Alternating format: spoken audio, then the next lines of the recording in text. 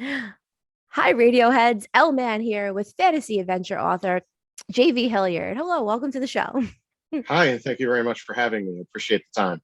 So, you work in DC doing something pretty important with the government, and you write very detailed literature. So, I want to know what habits, food, sleep, and rest practices, supplements, and company keeps you energized to accomplish so much. Sure. Well, you're right. I mean, I do a lot of travel. My job takes me to DC to do government affairs. I'm a lobbyist by day and an author by night. Mhm. And so you kind of find your own sort of rhythm in doing that. I've been doing that for over 20 years now. And a lot of that is, it's become a little bit of habit.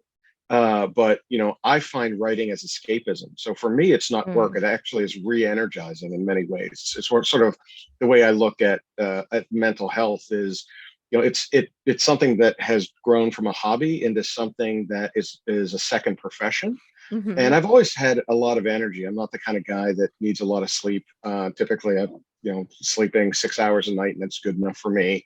Happy. But I also hit an exercise bike once a day for an hour to get some cardio in, and always try to keep my energy levels high. But I can tell you this right now: I've never had a problem with energy. It's always been falling to sleep for me. It's my mind works a little longer than I think most do. So 20 minutes, 30 hours to unwind, or 20 minutes, 30 minutes to unwind, every night before I go to bed is something that I think, I've gotten into the practice of. I shut down the all of my devices, kind of try to do my best to kind of, hit the brake a little bit. And then that Mhm. helps me fall asleep quicker.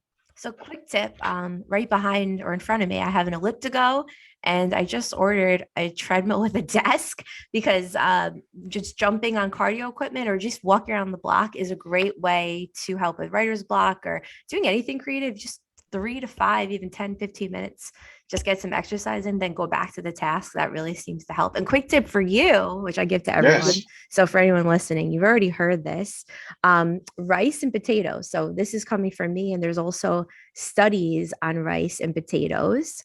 And well, potatoes not Prozac is one book, so it helps with the serotonin, helps with calm the potatoes. And rice has actually been shown to help you fall asleep faster and stay asleep longer. So I have rice and potatoes before bed almost every night, and it helps to bring me down. So maybe that's something you can try. A lot of people have told me that it helps.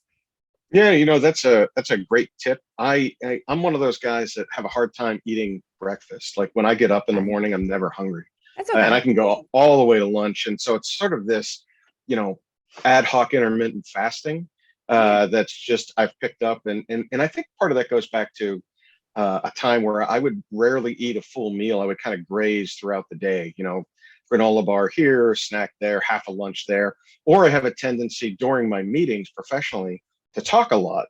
And so I never get, people will sit down and eat a whole lunch in front of me. And the best I can do is maybe cut a sandwich in half and get a couple of bites in while someone else is talking. So, that's something that I've had to work on to ensure that I'm getting the right kind of nutrition for the stuff that I do. Well, you want to get the nutrition in, but according to any Instagram health guru, the whole breakfast thing was like cool in the 80s, 90s, and now it's cool to skip breakfast and do like a 16 to 18, even 24-hour fast. So, according to a lot of people, you're actually doing the right thing. So, I wouldn't work too hard or beat yourself up about having breakfast. Moving to the next question. Sure. Very similar question, almost the same. What behaviors, foods, exercise, and events seem to lead to writer's block? Or what events seem to happen before your most creative times? So, for me, I think that and this is it may sound typical. I'll answer the second question first. Or either For me, one. when I listen to music and or I'm reading someone else's work, that's when new ideas come to me. It's almost sort of a shared creativity, and I think people that work in the creative world, whether it's music that's inspiring you or music that's putting you into a certain mood, whether it's a scene that you need to write that is tense or one that's filled with battles or one that's bringing lovers together. I think those are kind of things that you have to listen to. You can't listen to Metallica if you're writing a love scene, but you can listen to Metallica if You you want could. to write. Yeah, if you want to write a battle scene, I would recommend Five Finger Death Punch and Metallica for sure. Okay. But I think that's something that helps the creative juices flow, as well as I plan.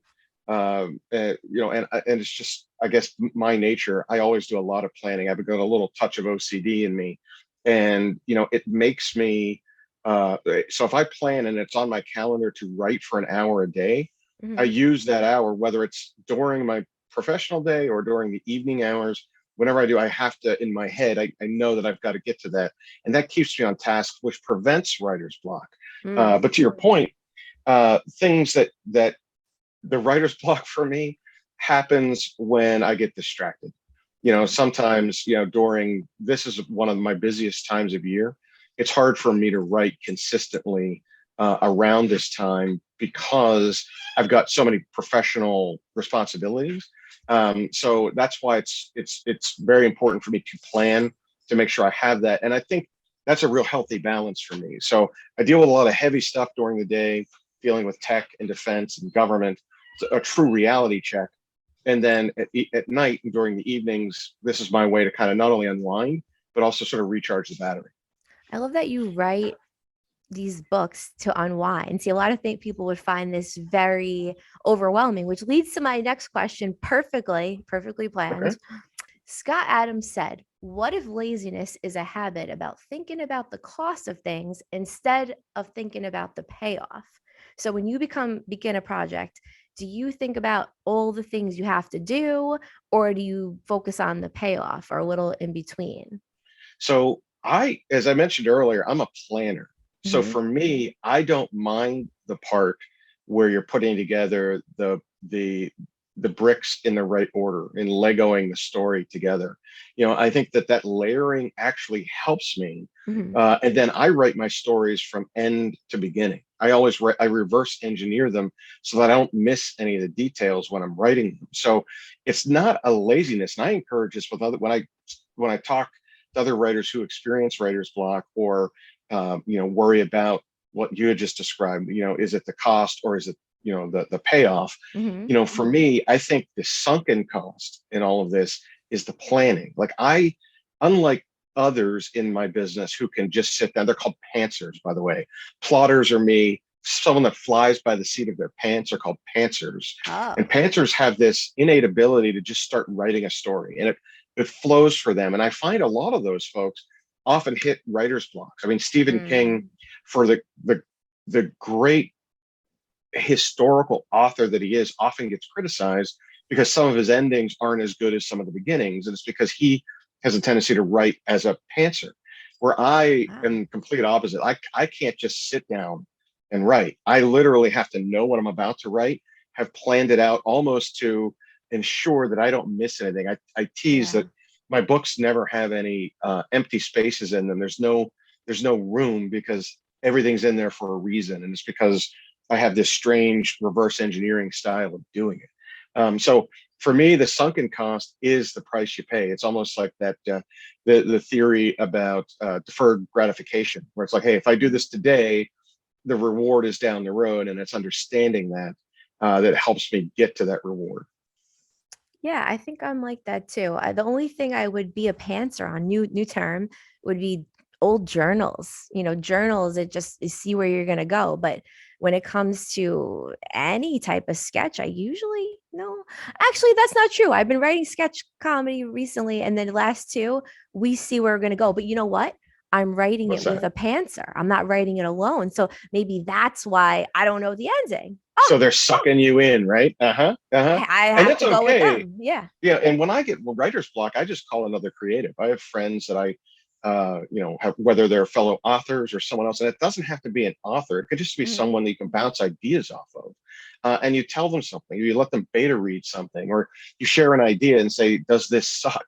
and Right. let them tell you whether or not it does or doesn't. And frankly, I think I do some of my best thinking and best planning when I'm on an exercise bike, when I'm in a Mhm. gym. I mean, I'm listening to music, you're inspired by the exercise. There's sort of that rush of the things that you're doing, and it gets you thinking about those things. So I have little notepads in my car. I carry around a folder with me everywhere I go, and I've used the notes and memo stuff on my phone to remind myself of things so that I can then plug them into the stories, whether it's story one or story four, making sure they fit along that line. But I think that's how I work.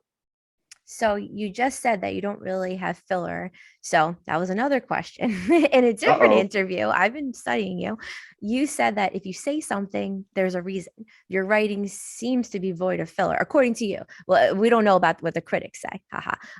Are you like that in real life communication too? Or you engage in that vapid, how are you, and the filler talk? Uh, or is I it am a all balanced? lobbyist.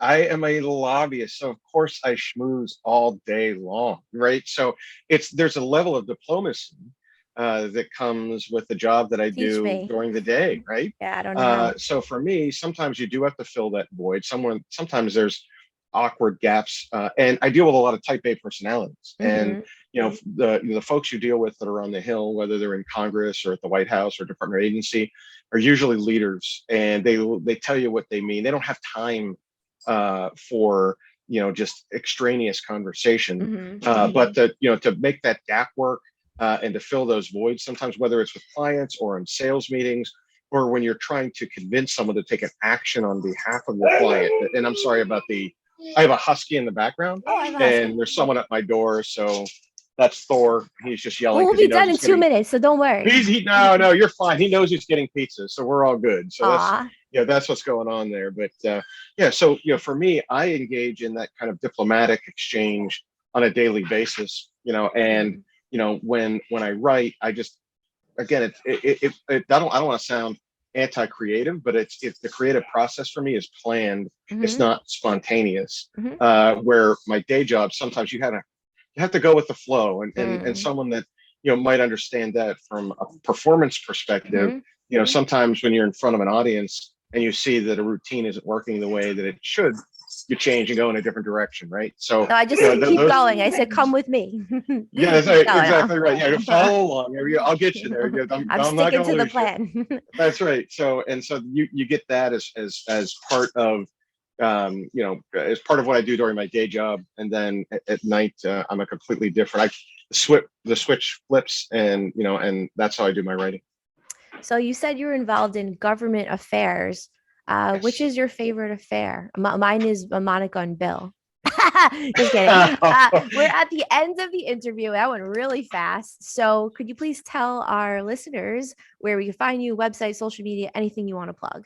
Yeah, sure. So it's easy to find me. jvhilliard.com is the website. You can also find me on Twitter, TikTok, and Instagram at JV Hilliard Books, and on Facebook as just JV Hilliard. And of course, my books are available along a number of distribution platforms. Most popular, of course, is Amazon, but you can find it at any platform that you want to go to. So if you prefer Apple Books or Barnes and Noble, or you like audiobooks, you can download ebooks, audiobooks, and get a paperback.